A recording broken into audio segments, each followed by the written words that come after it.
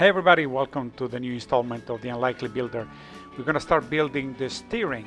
So here I am putting the two rubber bushings in the steering column. Then after you put them in with some convincing, you got to put in a metal sleeve where the bolt will go in.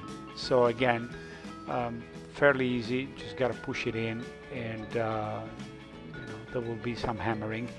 And the only thing is that as I was hammering it on one side, all happy that it had gone in, then I looked on the other side and he had pushed out the bushing. So once that is done, you can go and start putting into the frame.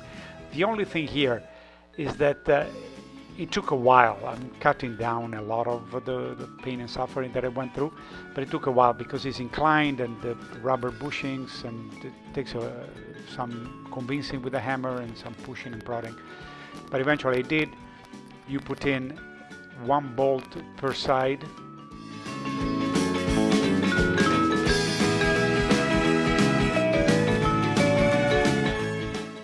And then you put the nut on the other side, on the driver's side, so to say, and then tighten them. Here I'm using an impact driver, and after the impact driver I simply torqued it, and that was it.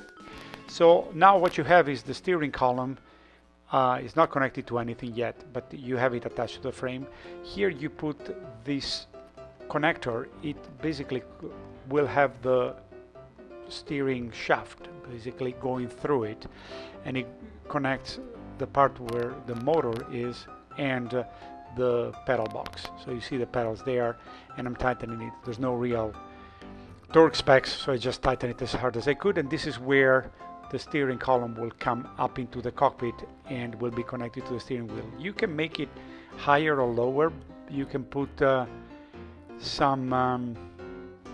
some spacers. At the beginning I just left it like that, but then once I started using it, actually it was fine like that. So it worked out for me. And again, no real torque specs, so I tightened it as hard as I could.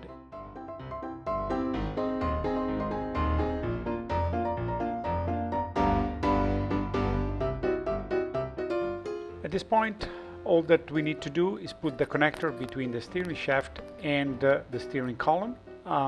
It comes in a separate box. It didn't come attached to the steering column as per the manual. Some wiggling and some pushing and prodding, it went in, and all you have to do is tighten it.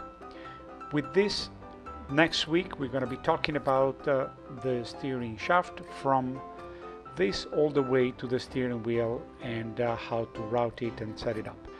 As usual, if you like the channel, please subscribe. If you like the video, please like, and I'll see you next week with the Unlikely Builder. Thank you.